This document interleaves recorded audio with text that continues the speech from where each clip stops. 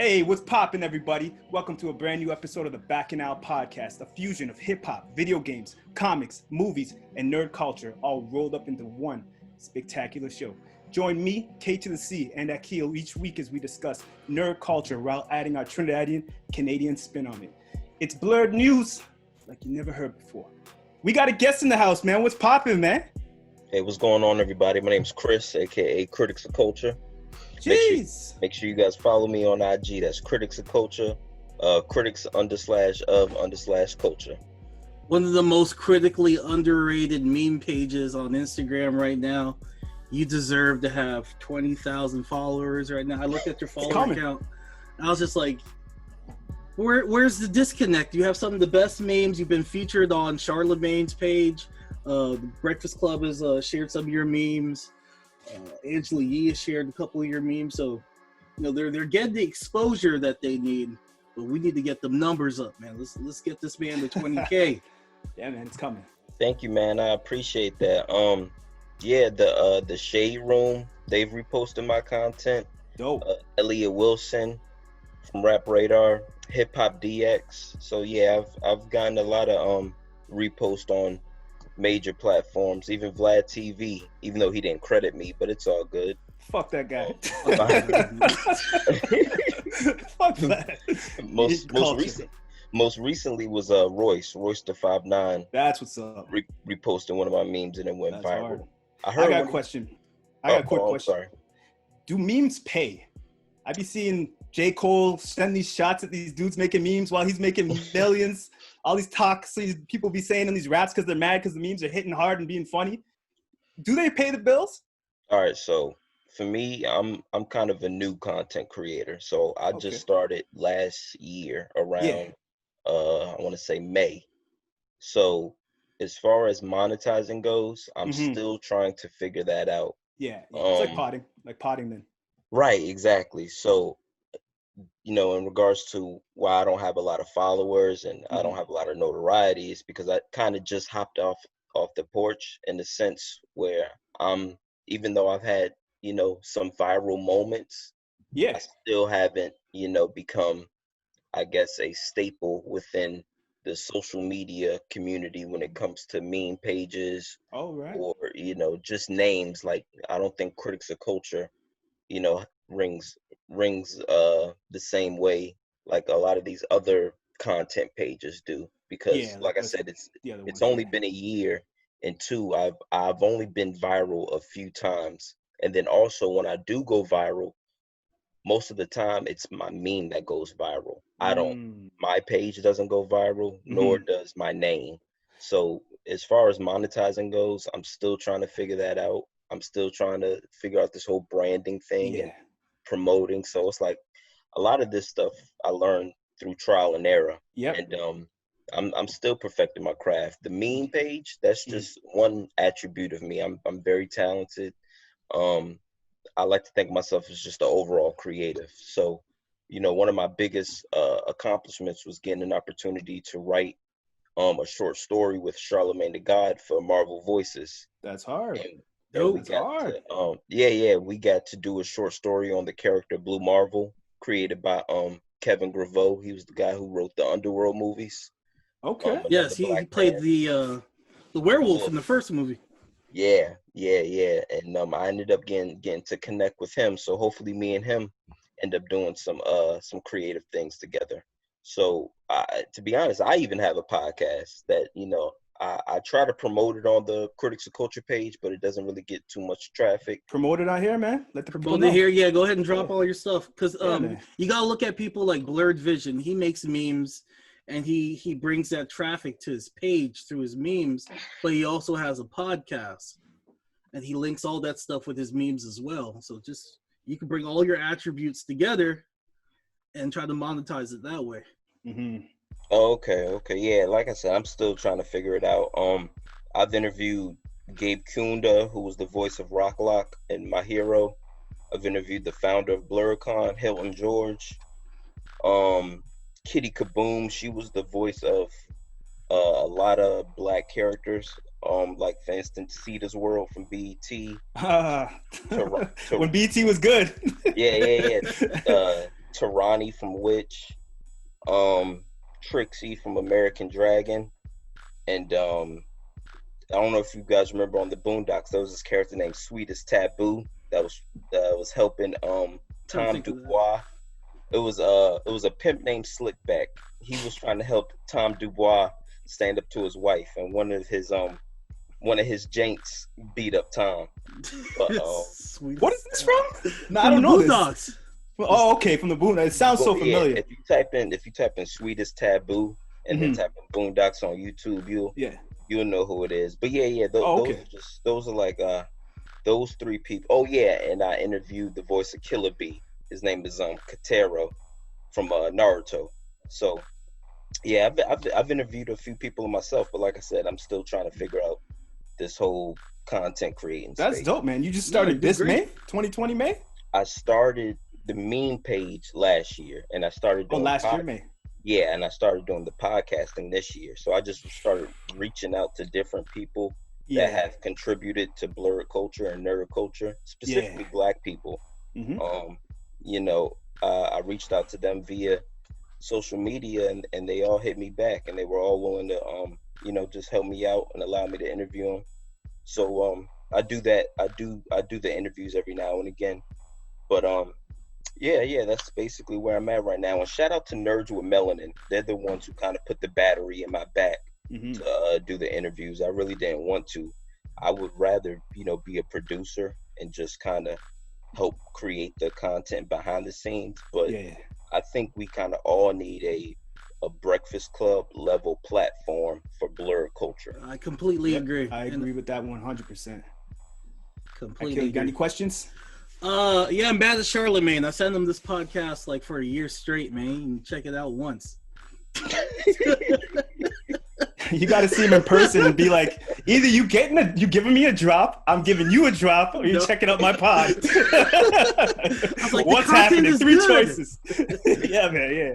Well, hold on. Which one of you guys is Canadian? I heard someone. We're all Canadian. We're both Canadian. I'm in Toronto. Akil's in North Carolina. Okay, Akil, you're not far from me. I'm in Virginia. Yeah, I got some stories to tell because I was out here in these streets today. But... West Virginia or Virginia? Yeah, Virginia. I'm right above. I love that. West Virginia though, I fill my gas.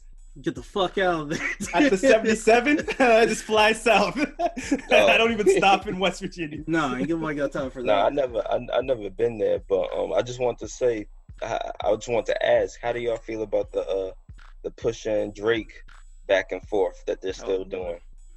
They're still going with that? Is it because of 40? Nah. Well, I mean, that might be because of it, but kind of like how Drake was still sending shots at Meek Mill even after back to back. It's like one of those situations where he's still throwing little shots at Push. Push is still throwing shots at him. And recently, Pusha T did a verse on Pop Smoke's song, and it had some shots at Drake, and it just caused a lot of uproar because Young Thug was upset about it. Yeah, which I get. That whole thing is originally Drake and Kanye West, and Push said Kanye doesn't have to rap, I'll rap for him. So it kind of escalated from there. And it was with Lil Wayne and the clips before that too. So it's like this whole thing is just spreading. It's getting like, if Drake wants to win this, the only chance, he's not doing it with bars. The only way he could do this is by focusing this thing back on being about Kanye West and him. Because if Pusha keeps coming at him, Pusha will destroy him bar for bar, in my opinion. But I have to say, even though Drake took a L, apparently with that beef, verbally, sales-wise, he's good. Yeah, and I still like the Drake song that he had where he was dissing Push. Still catchy. Like Duppy freestyle. Yeah, I don't even listen to the Push one very much, even though that was pretty accurate with the hits, but the Duppy freestyle is still catchy, man. How did that man's son, man? Huh? How did that man's son? He had to go how he was hiding the world from his son, not hiding his son from the world. Yeah. Okay? That's some Jada Pickett logic right there. How do you feel about Young Thug's whole reaction to all this? Well, as far as Young Thug goes, I'm be honest, I didn't expect that coming. Usually rappers don't usually get too upset when shots are being thrown at other rappers on the song, and if they are upset, they usually don't mention it publicly. Yeah. So I was a little bit surprised to see his response, but I mean, I don't think it's that serious. I think Pusha T, I think Young Thug was upset at maybe because Pop Smoke's not here right now, and the record was supposed to be about us, appreciating his life and appreciating his music now that he's passed. Mm-hmm. And maybe he just felt like this wasn't the right opportunity to do something like that. But other rappers have done that. Drake has even done that. He's thrown shots at other rappers all the time on people's features. The brother's name is Pop Smoke. What Pusha T all did the smoke. was exactly what Pop Smoke would have been like. Niggas ain't outside. and He would have loved it. In my opinion, from what I heard from Pop, he would be like, "Pop all the motherfucking smoke you need to, brother. Get it all out." And I'm a Drake fan, but I'm also, I'm a fan. I like them all. Yeah, I'm a fan of hip hop too. So I'm a fan of Clips, Push. Okay. So I would like to hopefully see them resolve their issues. But I don't want them to be black men killing black men. Fuck that. Yeah, but at the same time, I do enjoy the back and forth.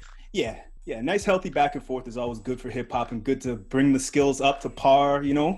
This is making Drake have to get his pen game right, because if he's slipping now, people are gonna be like, see, maybe he didn't have it. You know what I mean? So yeah, and that's the other thing. I mean, you guys being from Toronto, I'm sure y'all can see how Drake kind of changed the narrative of what it means to be Canadian, and from it going from T dot to the 6 and all those things. So still T dot over here though, but oh. I feel you.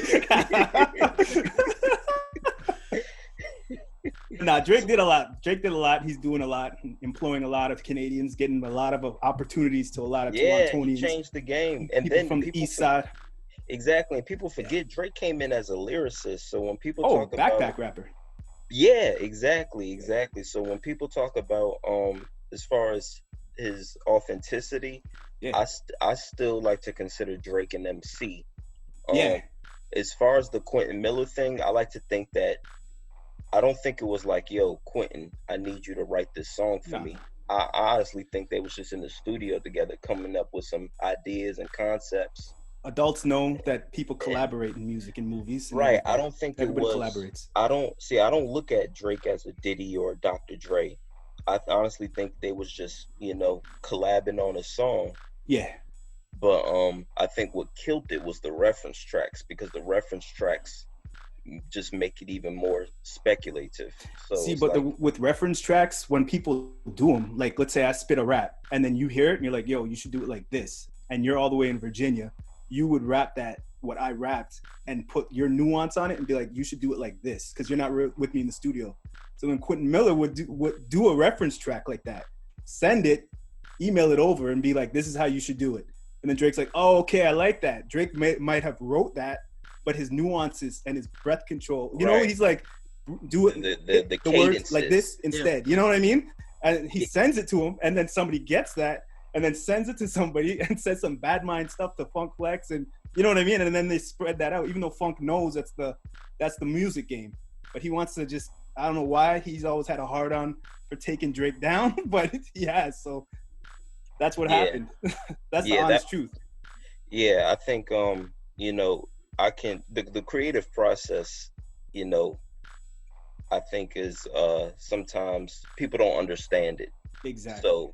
So they just grab at straws and try to make a story from anything. But I mean I've done that. Like me and Charlemagne wasn't with each other when we did the story. I was here in Virginia. He was wherever he was, and I sent it via email, just like Quentin Miller.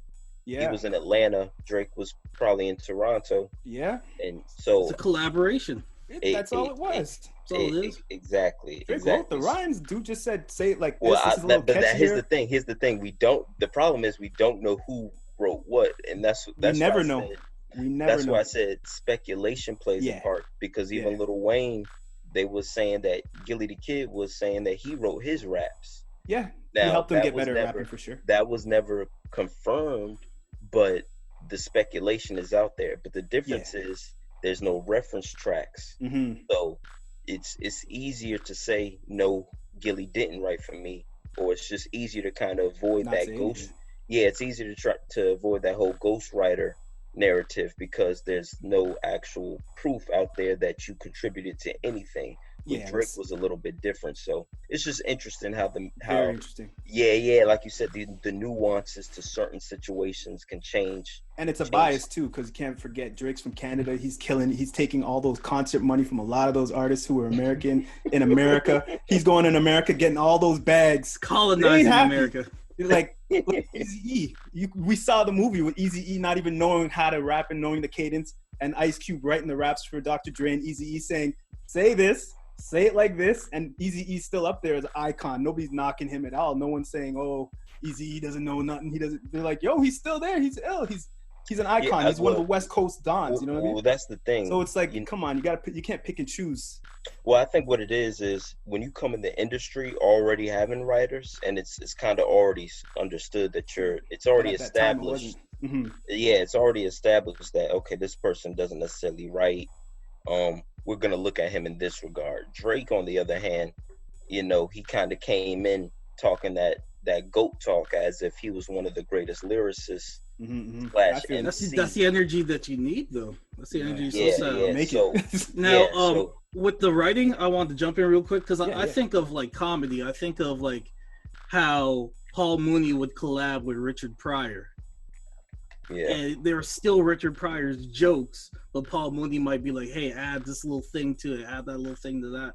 Yeah. And there's some comedians out there that don't like that. They feel like having that little extra, push or having somebody there to collab is cheating. Like Ari Spears, he had some choice words against Kevin Hart because Ari Spears doesn't believe in collabing and having somebody be like, no, do this part, no, do that. Nah. But you need that. Like the Wayans, the whole Wayans family, they collab with one another. They would go to Keenan and they'd be like, hey, I did this, and then Keenan would be like, no, rewrite this part right here, rewrite this. Like, Don't Be a Menace. They had to rewrite that script like 12 times. Yeah. Because Keaton kept critiquing it and telling them to do this and do that. And it was amazing. And then you look at their other projects where Keaton's not involved, it's not as good. You need that critique. Yeah. I am all for it.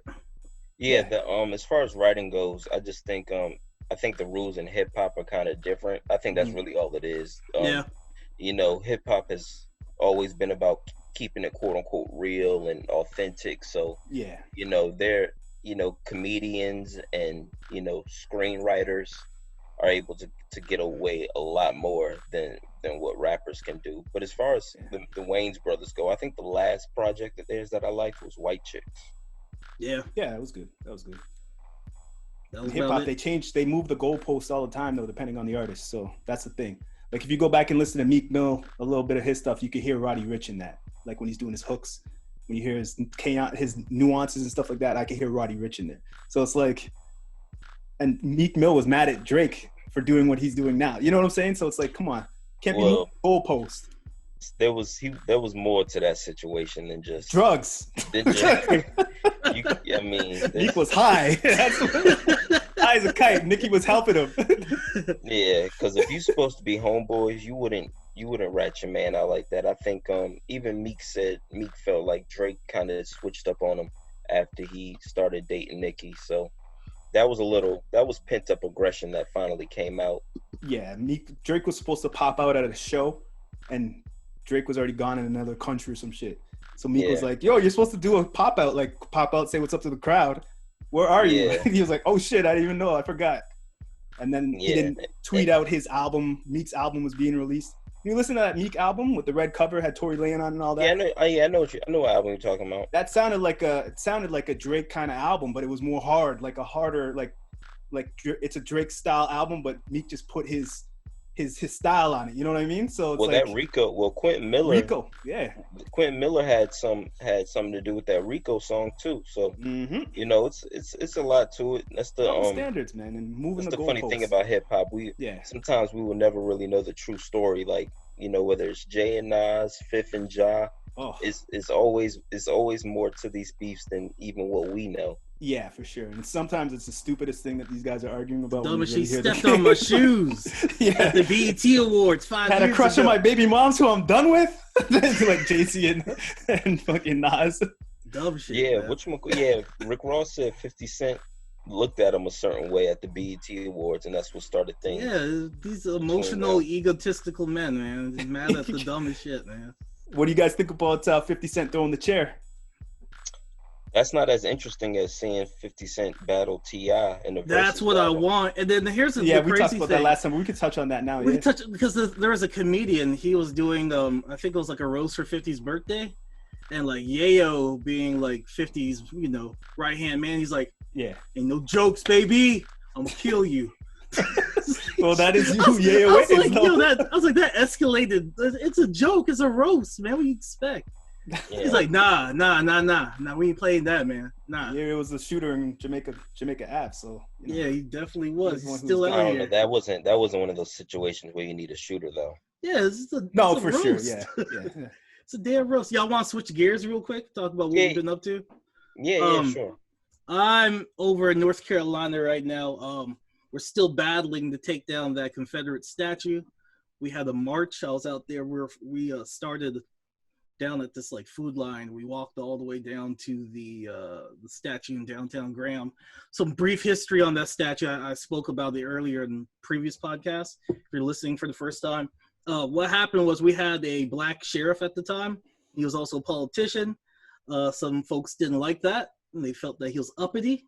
They lynched him, and where his body laid, they built a Confederate statue on top of that.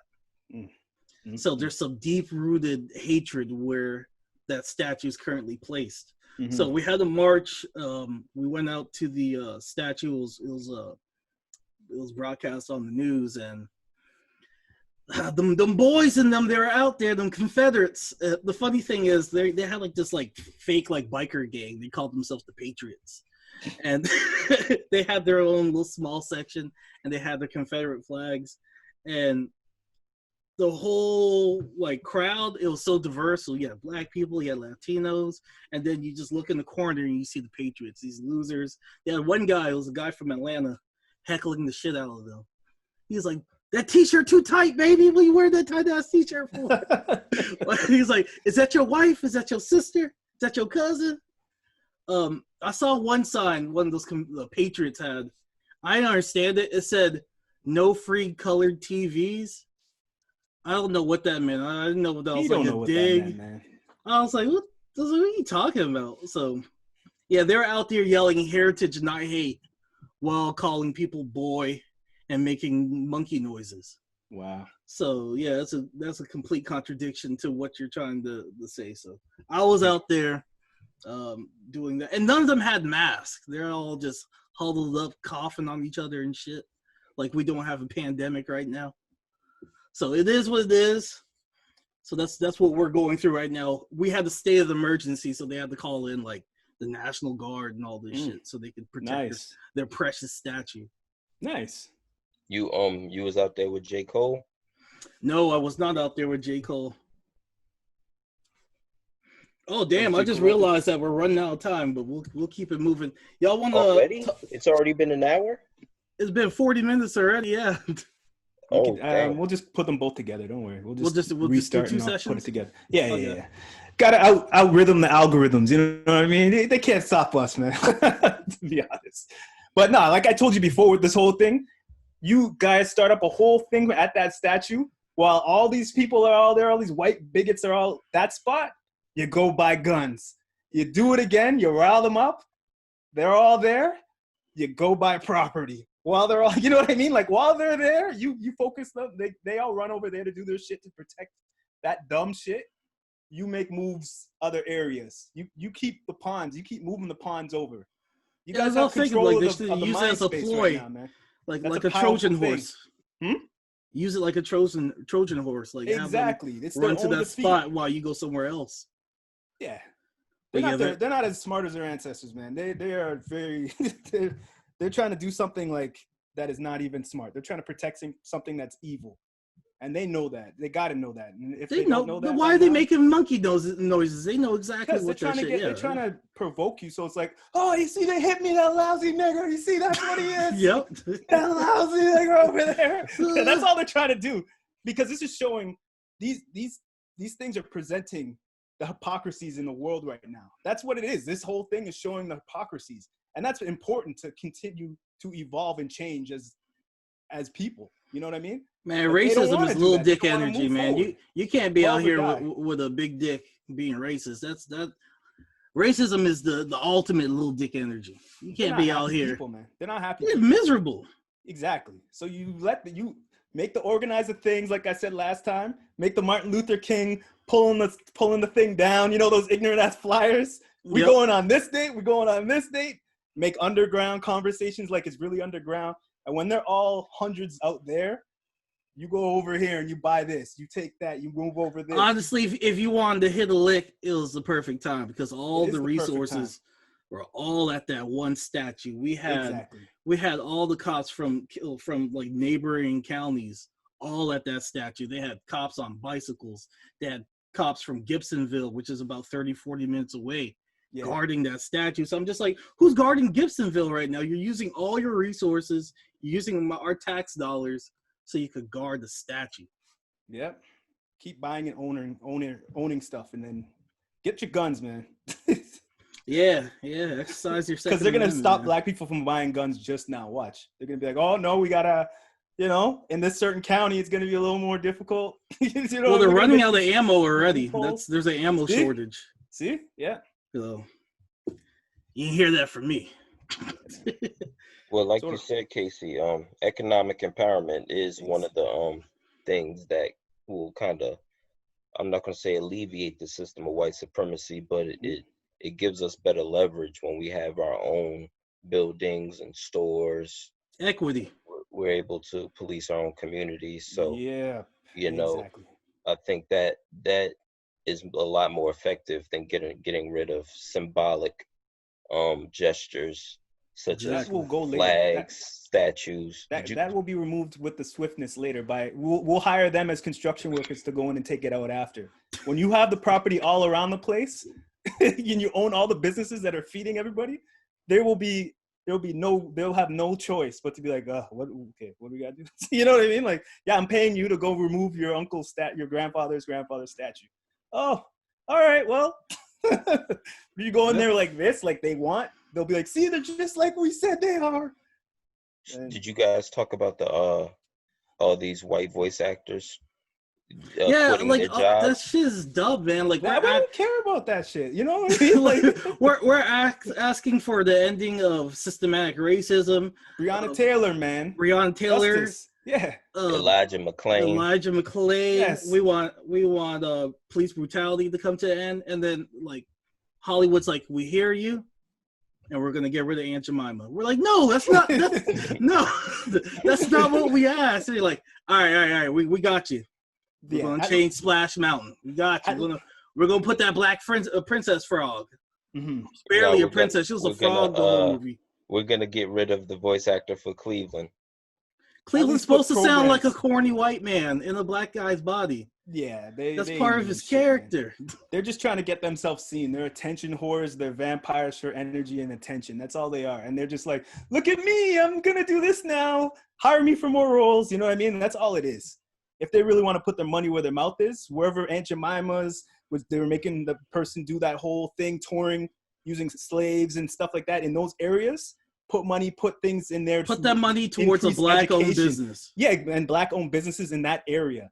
If you really want to do something, you want to put your money where your mouth is, that's what you got to do. Don't do we're going to change the marketing scheme now. We're going to change this. We're going to take her out and put something else there. They've been dying to do that probably this whole time. But they're like, we can't just change it. Our name is important. Labeling is important. So now they got the opportunity to just be like, and spin it. Yeah, we're doing it for good reasons. Bullshit. You're not doing it for good reasons. For me, whether it's the flags, statues, the changing of streets, the voice actors, I don't think that does anything for us as a society. I think that's individual. That may help people individually, But as a collective, that does nothing for us. And I think for years they've been tricking us with that.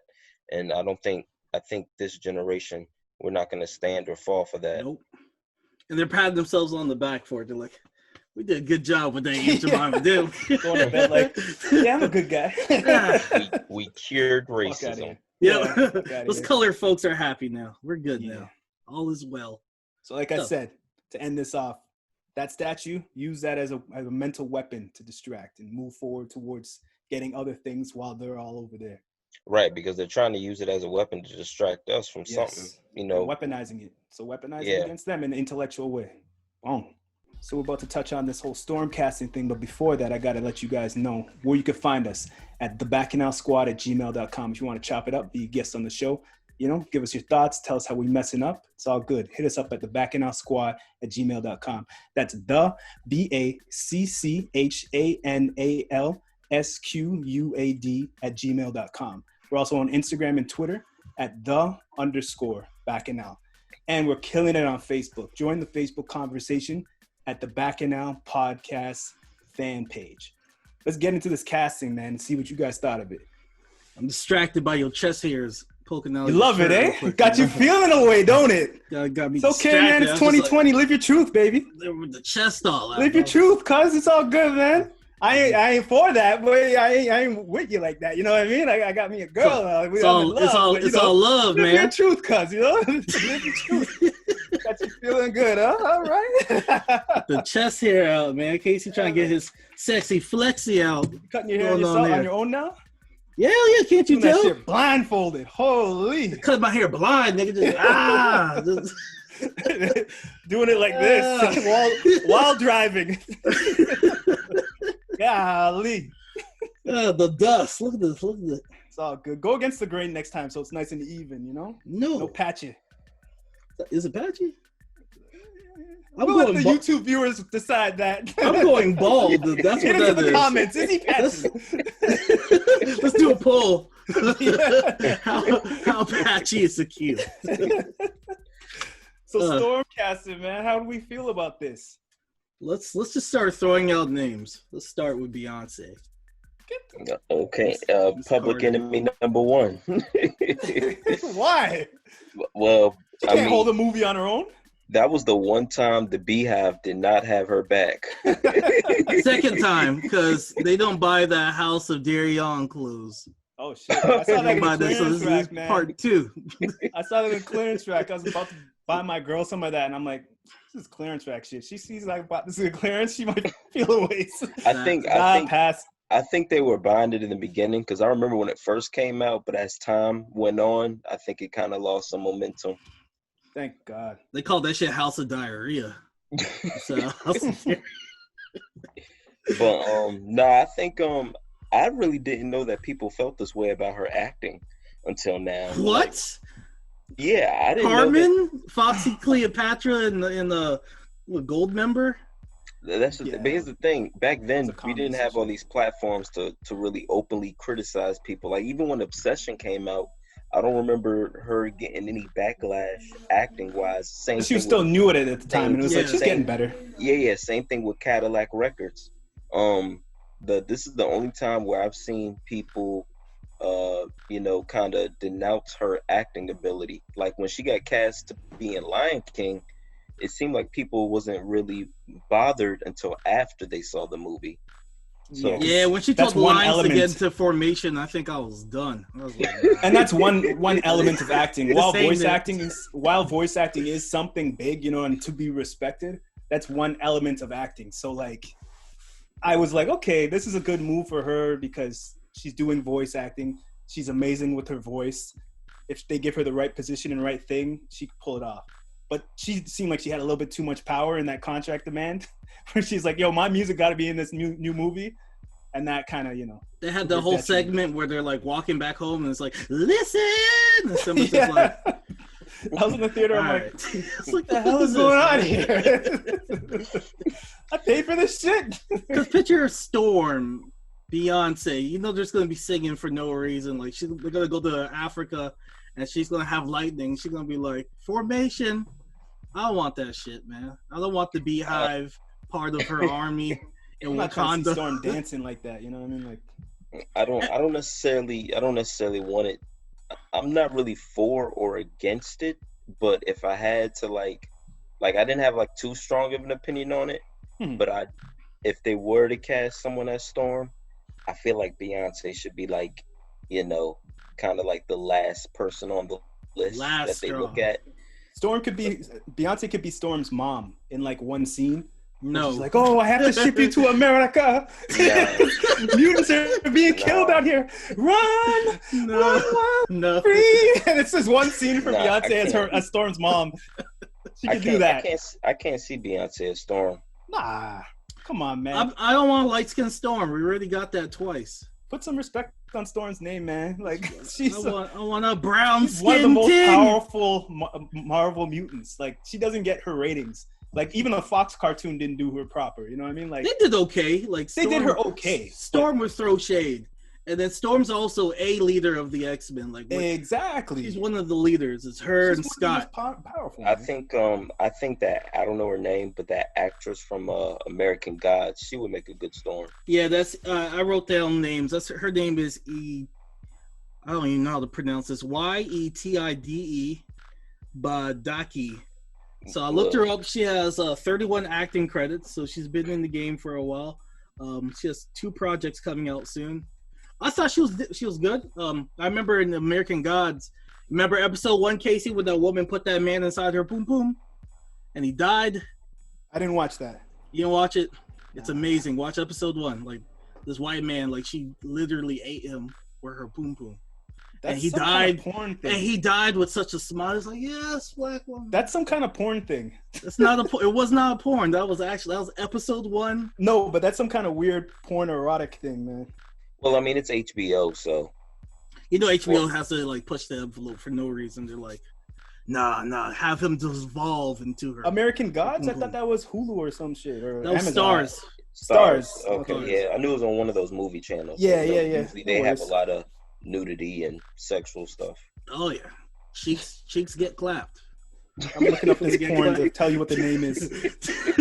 Cheeks definitely get clapped. So, yeah, she has 31 acting credits. I think she'll be a good choice. I also chose DeWanda Wise from She Gotta Have It. Her only upcoming gig right now, she's going to be in the new Jurassic Park movie. She currently has... Yeah, I could see her doing it. She has 36 acting credits right now to her name, so she has the most experience out of all the names I've been seeing so far. Janae Mone got 22 acting credits. She's currently going to be in Antebellum. She was also in Homecoming Season 2. Janae Monae's good, but hold on. It's Janelle. Janelle. I'm sorry, Janelle. You good. I got you, bro. I wrote down Janae for some reason. Janelle Monáe, yes. Has Antebellum coming out, which is the Jordan Peele horror project, where it looks like she's getting shipped back in time to slavery. I honestly feel like her being in the X-Men as a group would be good with her having a bunch of other great actors around her. She would be able to excel in that role. She would stand out. She would hold it down. She has a good confidence and powerful energy to her when she's on the screen in other shows and movies. So I feel she would knock it out the park. But you have some blerds out there who don't even like the relationship with T'Challa and Storm because it was kind of shoehorned in the comics because they're both black and African. Yeah. Let's make them get married, and that was kind of the thing. And then they got divorced later on in the comics. And then T'Challa started running down white women, like he was after Sue Storm one time. He started getting that white fever. They don't have to put that in the movies if they don't want to. They could if they want have T'Challa get that white fever. No, I'm saying Janelle Storm and T'Challa's relationship. They don't even have to touch on that. They don't if they don't want to. Yeah. So, that's my picks. Yeah, I think Janelle might do a good job. I don't like I said, outside of that lady from American Gods, I'm just saying that based on looks. As far as acting wise, I don't know who will be a good Storm, but as far as looks go, I think that dark-skinned queen from American Gods should definitely get at least an audition. Bring back Halle Berry. Bring her back. No. Shut up. You know what happens to a toad when they get hit by lightning? Happens to everything else. Let her do an random African accent for a quarter of the movie, then come in with the American accent after. Just like she was Jamaican the first one. She was like, Wagwan! Wagwan! Xavier! Who that? Yeah. I was like, that is not African. I was like, kind of fake Jamaican from Queens. Yeah. That's Monet's got it, man. I hope Monet gets it. Her or the girl from the She's Gotta Have It show. They both. I hope they make her powerful too. Like they show off her her abilities and stuff like that real good. Is she a level 5? Storm has always been underrepresented. Yes. In the movies. Exactly. Even the cartoon, man, in my opinion. She would just wild out for a second, get a big scene, and then someone would just be like, be gone from me, and just knock her out of the water. Think about it, that could not happen in the comic. Well, if you think about it, she really hasn't had too many animated adaptations. And then also, that no offense, but that 90s cartoon, I felt like it more so focused on story opposed to actual fight scenes. Yeah. So for instance, when it comes to fight scenes, I think the DC animated universe, Batman, Static, Batman Beyond, Justice League, I think they had some of the best fight scenes in the animated television series. But I feel like X-Men and the 90s Spider-Man, I feel like they more so focused on telling good stories. Yeah, good narratives. And then just having action sequences, because there's no fight scene that I would want to watch again on either one of those shows. But in regards to DC, there's a bunch of DC animated stuff. Marvel got better. Like Spectacular Spider-Man has some of the best fight scenes. I didn't check that one out. That was Disney dope. Plus? Is it on Disney Plus? No, that wasn't part of the deal, man. Damn. Okay. I'll check it out. I was into Avengers: Earth's Mightiest Heroes and Avengers Assemble. That was dope. I watched both of those. They had some dope scenes in there. And Wolverine and the X-Men was another good one.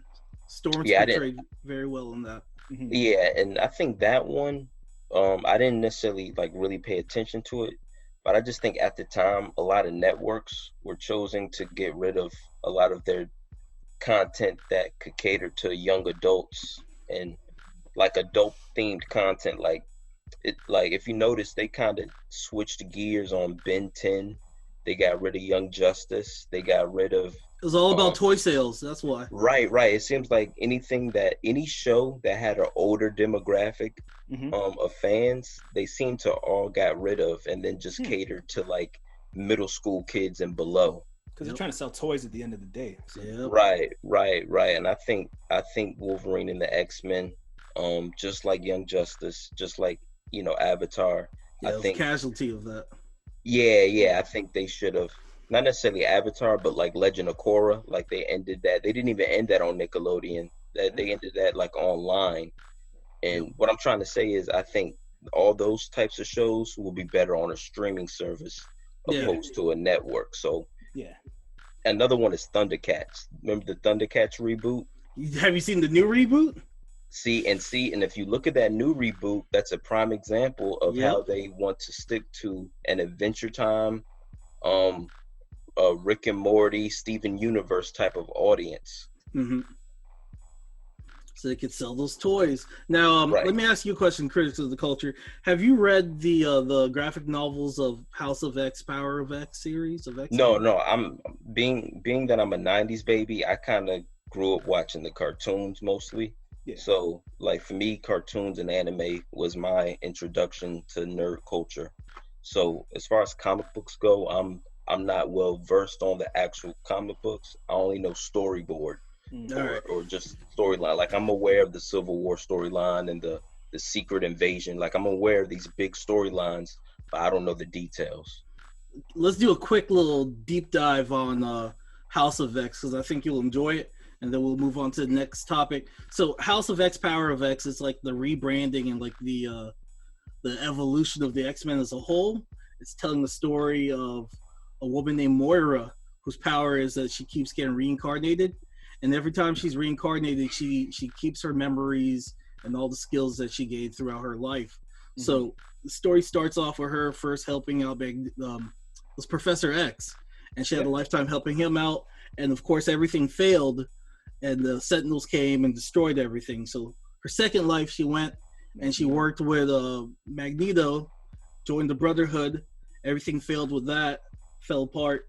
Third time, she went and then she worked with Apocalypse. She went to Africa and got to her roots and worked with Apocalypse, and then that failed, of course. So the correlation that's with X-Men, of course, is with the civil rights. So it kind of has like a pro-black message where it's telling black people to come together in this story of House of X, Power of X. So what they do is they bring all the mutants together, quote unquote, the minorities. They bring them together, and then what they do is they want to focus on equity. So they get some land, and then to make money, they use the different mutagens that they have to cure different diseases. That's what brings them equity. And the moral of the story was them coming together was the best solution for them instead of them fighting. So this is like an alternate storyline. Like this is the new storyline. This is the new X-Men. This is what it is now. This is Myra is from the cartoon. I believe she was Xavier's girlfriend, and he went to visit her, and her brother had superpowers. Yeah, I think he was screaming. They had a son. She had a son. Yeah, it was a son. Remember when they went to like Scotland or something like that? Yeah, and she doesn't have powers. That was Myra. So in the comic book, she doesn't think she has powers, and then she dies and comes back with her full memories of her whole life. So she realizes, holy shit, my mutant powers. I had mutant powers this whole time, didn't know. And my powers is that I could die and come back to a certain time with my memories. So she uses that superpowers to try again to unite the mutants. And she tries and fails over and over and over until everybody slowly starts to realize, all right, maybe you're right. Let's all get together.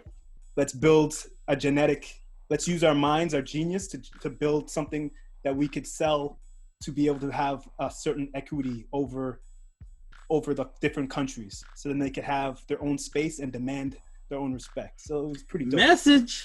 Yeah, that's not a bad idea. That's not, the plight of black people have been the main plot of most X-Men storylines. Yep. As far as underlining themes goes and things like that. I remember someone made a meme. It showed Professor X talking to Magneto saying, "Eric, what about mutant on mutant crime?" Which is just basically been their argument towards each other this whole time. Yeah. I'm thinking of that guy from Reno 911 or whatever, from White Girls. That was his argument. Terry Crews? Yeah, he was like, what about black on black crime? And the dude's like, yo, it's not about that. Like, black supremacy, he was saying. Yeah, dumb shit. Yeah, all that dumb shit he was saying. That's where that. Yeah, because the message of X-Men keeps evolving. Of course, it started with civil rights, but if you look at the Bryan Singer films, his underlying message, he was kind of related to like the LGBT community. And there's a scene where like Iceman comes out to his parents. He's like, I'm a mutant. And the parents are like, no son of mine! No son of mine will be a mutant. You're like Buddy in your mouth? and now in the comics, Iceman is gay. Yep. Yeah.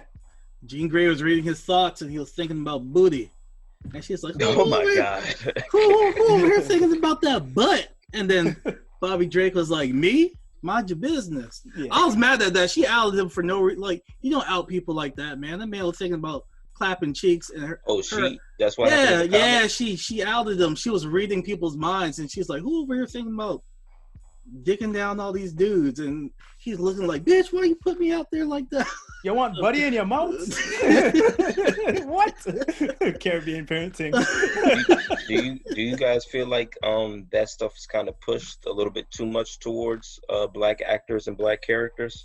Yes. Well, in comics, they just recently did that with Wolverine. We talked about that the recent episode. Yeah, Wolverine now is in a polyamorous relationship with Jean Grey and Cyclops. With Jean and Cyclops. So that's kind of I saw an article, not an article, but a post about that.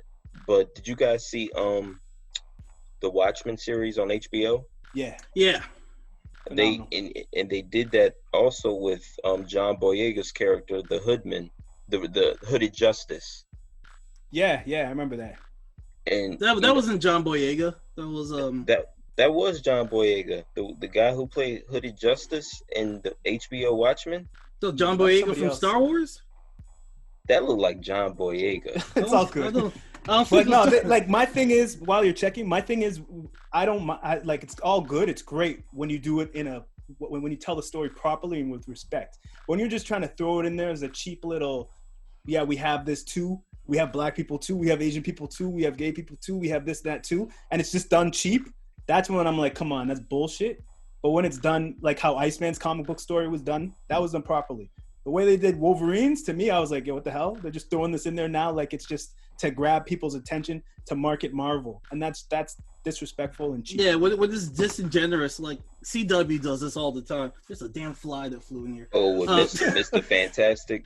No, like what CW would do is there'll be a character, and then they'll just throw in a line. Like they'll be like, the character will be like, oh, I'm gonna go home and see my husband. I'll see you guys later. And they're like, all right, we checked that box. All right, we have an LG. Like, yeah, that's it. And then they'll leave it at that.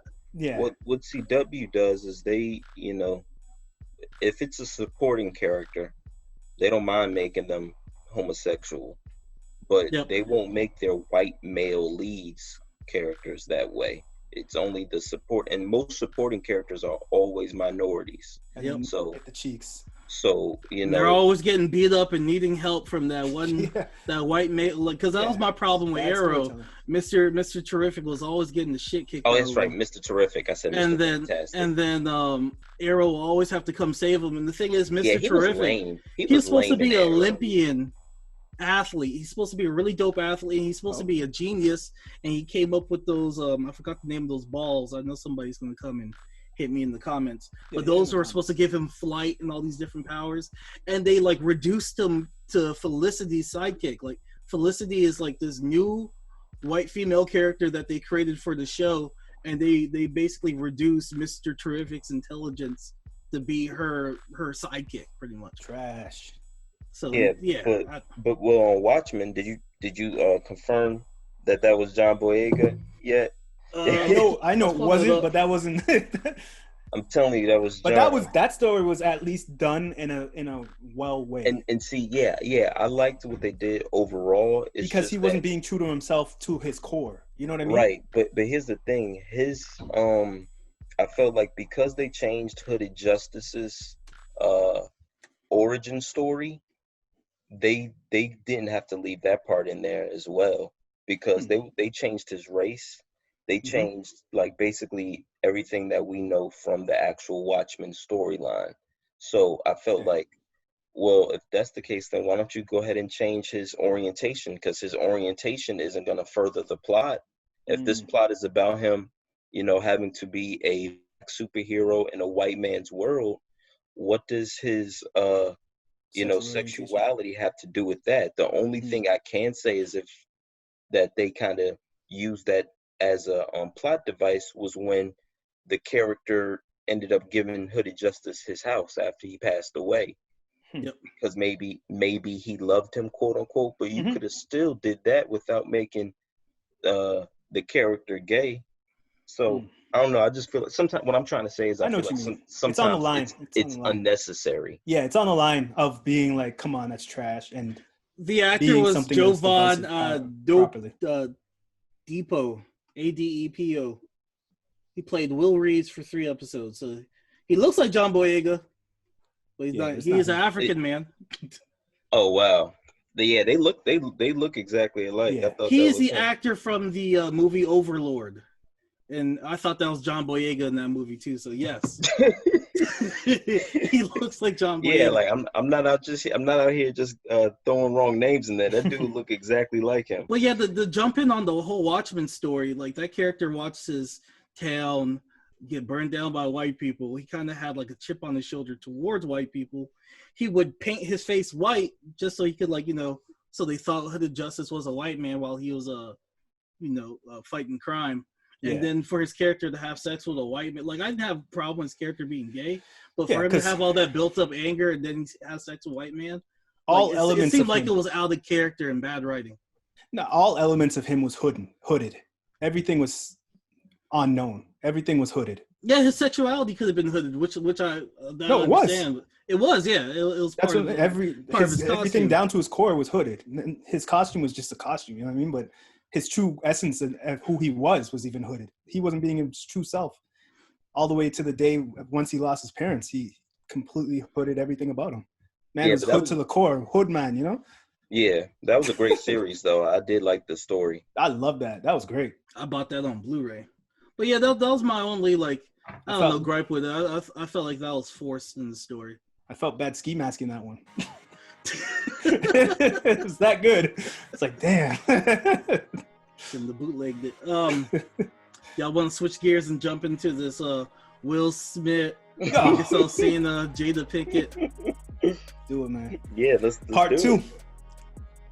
This is part 2, yeah. Yes. So last night I was watching Tales of the Crypt Demon Night, watching old school, old face Jada. And I saw signs of the scheming right there. I was like, Jada, since the 90s you've been up to out here in these entanglements. So, Critics of the Culture, I want to get your take because I seen you created some memes on it. I want to hear your thoughts first before I jump in on this right here. I thought he was gonna ask. Just in general, you just want my take on it. Yeah, your take. Yeah. Oh, well, I think there's always been speculation about Will and Jada's relationship. Were they swingers? Do they have an open relationship? Are they still together? Are they separated? So, I think going back to speculation in regards to when we was talking about ghostwriting, you leave a space, you leave a window of a gray area when nothing is confirmed. So when this came out, it was finally confirmed, and now you see the impact of it. And I think the overall story and message in this, no relationship is perfect. For the longest, we've been trying to act as if Will and Jada, Jay and Beyonce are quote unquote goals and relationship goals and all these things. And I think it just goes to show we don't know what's going on behind closed doors. Despite all the money, the fame, it doesn't matter. These people are human just like us, and they go through things. These jokes still gotta pop off though. Yeah, definitely. But I just think that's what this all boils down to is even Will said in the interview, he said that my family has to be perfect. So, and I think they put that pressure on themselves. Like, first of all, they came out and they responded by saying wrong. And like, it wasn't wrong. Like my thing is, why respond? Why now? All these rumors for all these years of you guys being swingers. Why is it this particular incident, the one that you speak? Well, that's because August had dropped the ball first on everyone. Like, but they usually just ignore things. Like, they could have just left it at that statement where she said wrong. No, they couldn't this time because there's too many out there. There's a song out there. Remember, they ignored the song because that's what initially started this, and they ignored the rumors. But when you go out on an interview and you say, me and Jada had a relationship and I got Will's blessings, and you see all these pictures of Jada and August looking intimate, a statement needs to come out. Like, it's funny because Jay and Beyonce, they didn't make any statements in regards to that elevator incident. So normally they ignore people, but Will and Jada had to face this one. I think what happened was, there was an article that said someone from Will and Jada's team, like a publicist, reached out and denied it. But on the Red Table Talk interview, they said they didn't respond to anything. So that they said that wasn't true. They never responded to it. Will's having a rough week, man. I gotta say, poor Will, man. Oh, Will, come on. I didn't like seeing Fresh Prince like that, man. I'm gonna say it. He was sitting in the chair with his hands in between his legs, shoulders over his fucking ears. I was like, come on, man. This is Fresh Prince. How you gonna do him like this? Let me jump in real quick because there was an article, it was a letter Willow wrote where she wanted like Tupac to be her daddy, and then his son wants to marry Tyler the Creator. His wife getting her cheeks clapped by August Alsina, and then Will's just over here, in pain. Lonesome. No, I don't think he was in pain because let's be honest, pretty sure he was having sex with Margot Robbie. Because they did Suicide Squad together. And then What they about went that on this Spanish tour. thing, man. The Spanish thing. Eva Too Mendes? Fast, Too Furious. Oof. Yeah, I heard about that. Was Hitch.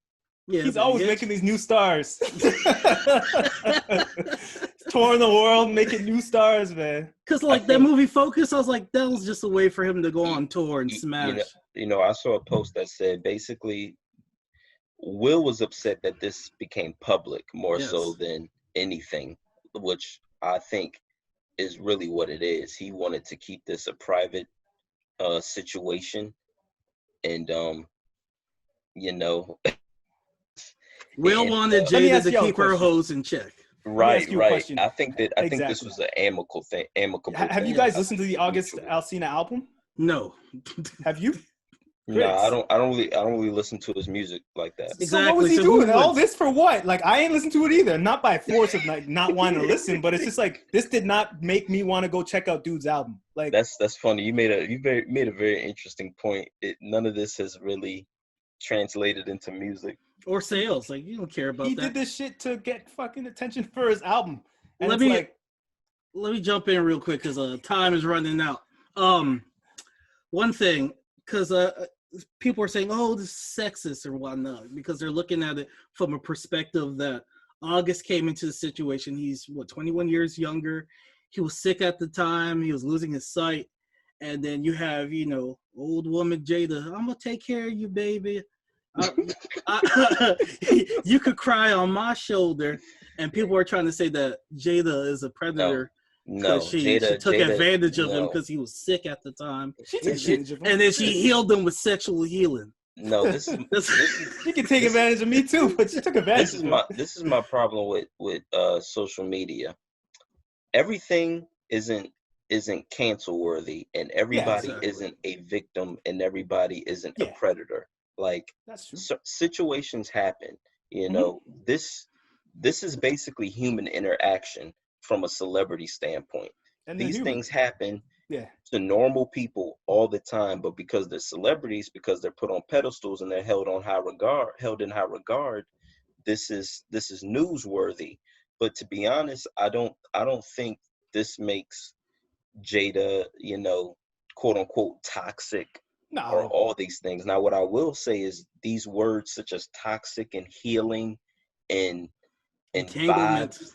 There's a lot of words that are being used nowadays that are being overused. I will say that. Look, August, if you're going the route to make this whole thing with music and everything, what you got to do is flip this song right here. You got to flip this song right here. If you want to get us to listen to your music, get the streams up, got to do that. I wish I never met her, man. You got to balance. Carl Thomas? Oh, shit, yeah. You got to hit him with this, man. August, Rowdy Rich on the track. That's a hit. This is it right here. Flip this shit. You're going golden, man. That's the thing. August made Jada feel young again. Yep. And when she was talking, like, I haven't felt like this before. Like, Will's like, imagine. See, that's messed up. Imagine being a husband, hearing that from your wife. Yep. That you don't satisfy her. Look, man, I wasn't happy with the Red Talk because August should have been at the Red Talk table. Straight up. They really wanted to come clean and say all this shit. They quote unquote what they were talked. What they were doing was massaging the whole situation, in my opinion. They both even had it orchestrated perfectly where they were like, I was trying to help him. He was having problems. They said things at the same time.